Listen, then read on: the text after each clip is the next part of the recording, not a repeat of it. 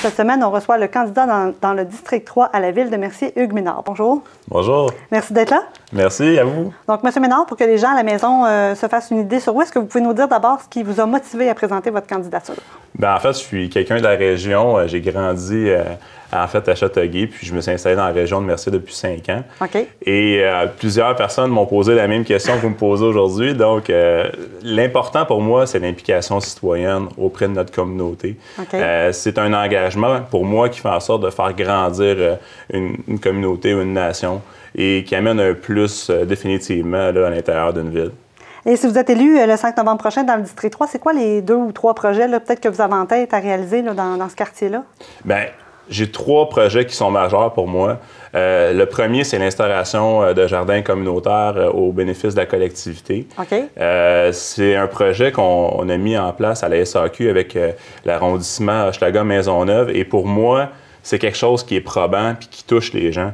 On prend les terres, en fait, qui appartiennent à la ville de Mercier. La ville a plusieurs lots agricoles et on redonne les légumes, les fruits à la collectivité. Ça met un baume sur vraiment les besoins des gens qui sont un peu plus défavorisés dans la région. C'est quelque chose qui me tient énormément à cœur. Deuxième engagement, c'est le transport en commun. Okay. Il y a eu plusieurs insatisfactions des gens dernièrement suite au changement de contrat qui s'est fait au niveau de la CIT au Saint-Laurent. Et Démocratie Mercier arrive vraiment avec d'autres idées, des idées qui vont être beaucoup plus dynamiques. On veut augmenter l'offre et diversifier les besoins du service à la clientèle au niveau des usagers du transport en commun.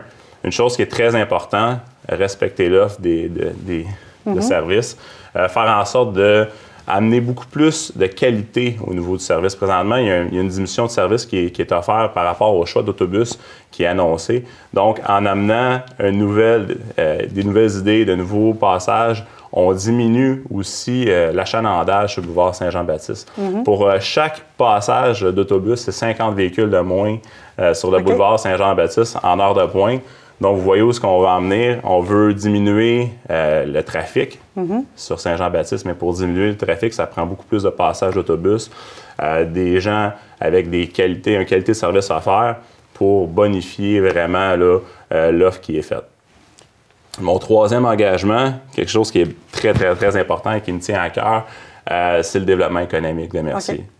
Par le développement économique de Mercier, on entend évitablement la revitalisation du centre-ville de Mercier. Quand on parle de l'artère de Saint-Jean-Baptiste, pour donner une image aux gens, c'est carrément où est-ce que la rue Sauvé jusqu'à l'ancien IGA.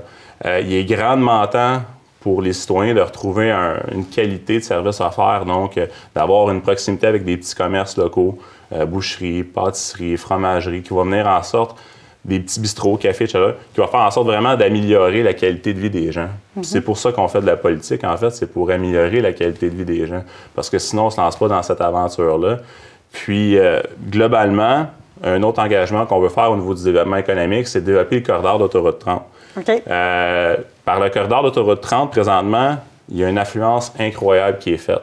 Le projet avait déjà été amené en 2002-2003, mais nous, on le relance avec des nouvelles idées. Il y a un corridor qui était zoné agricole qui va être dézoné par un projet de loi du gouvernement dans les prochains mois. Okay. Et ça va permettre, en fait, d'avoir accès au boulevard Sainte-Marguerite jusqu'au boulevard Saint-Jean-Baptiste dans cette artère-là. Donc, nous, on voit une mixité 75 % commercial, 25 % industriel pour amener de l'argent neuf à l'intérieur de la ville. C'est ce qui est le plus important pour nous, d'amener des commerces de masse, donc quincaillerie, divertissement, boutique de linge, restaurant, qui va faire en sorte d'améliorer vraiment la qualité de vie des gens à l'intérieur de Mercier et qui va amener aussi, je vous dirais, des revenus fiscaux pour enlever la pression sur le résidentiel. Parce que quand on parle de développement, on ne peut pas parler de développement puis l'impact au niveau du budget d'une ville. Et c'est pour ça qu'on fait ces choix-là. Concrètement, à l'intérieur du projet, pour vous donner un ordre de grandeur sur la viabilité du commercial, en 2016, on a eu des statistiques, 30 000 passages de véhicules en face de la ville de Mercier sur l'autoroute 30. Et en 2014, on était à 20 000 passages. Donc, il y a eu une augmentation de 50 % du nombre de véhicules en face du territoire de Mercier. Et ça, c'est 11 millions de passages par année sur notre territoire. Donc, c'est une occasion rêvée de faire rentrer de l'argent neuf à l'intérieur de la ville, puis développer et stimuler les commerçants pour faire en sorte d'améliorer la qualité de vie des citoyens. Et on le voit derrière vous, vous vous présentez dans l'équipe de Démocratie Merci qui est menée par Daniel Prince. Qu'est-ce qui vous a donné envie de vous joindre à ces gens-là? Daniel, en fait, c'est un homme de cœur, c'est un homme de famille. Ça fait 6 mois que je côtoie Daniel Prince. Pour moi, c'est un homme qui est rempli d'expérience, de compétences. À chaque fois qu'on a une question, on y pose.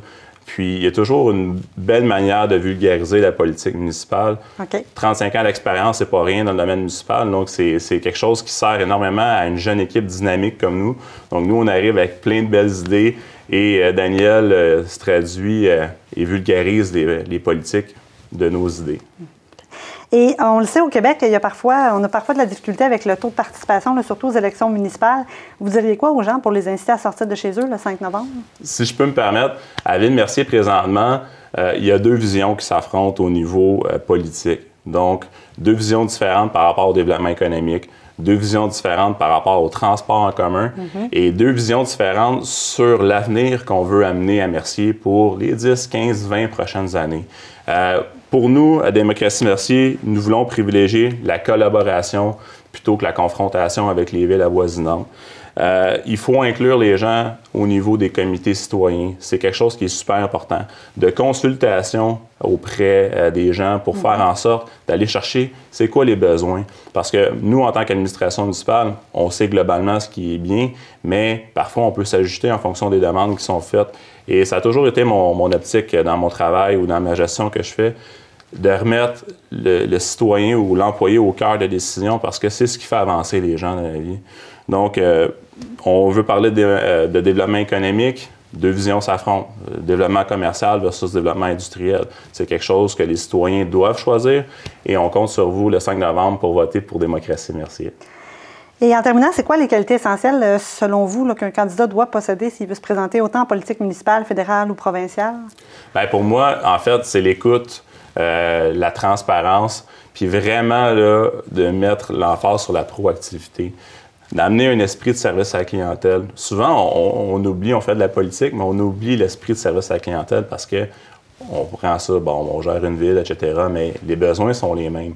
Qu'on fasse de la politique ou de la gestion, c'est les mêmes enjeux, amenés différemment, soit par la clientèle ou par les citoyens. Mais ça reste qu'au bout de la ligne, le plus important, c'est d'être à l'écoute du citoyen ou du client et de le faire avec passion. Parce que la passion et le dynamisme, c'est ce qui fait en sorte qu'on élève le débat, qu'on élève le jeu et qu'au bout de la ligne, on améliore la qualité de vie des gens à l'intérieur de notre ville. Hugues Ménard, merci. On vous souhaite bonne chance pour les élections du 5 novembre prochain. Merci beaucoup.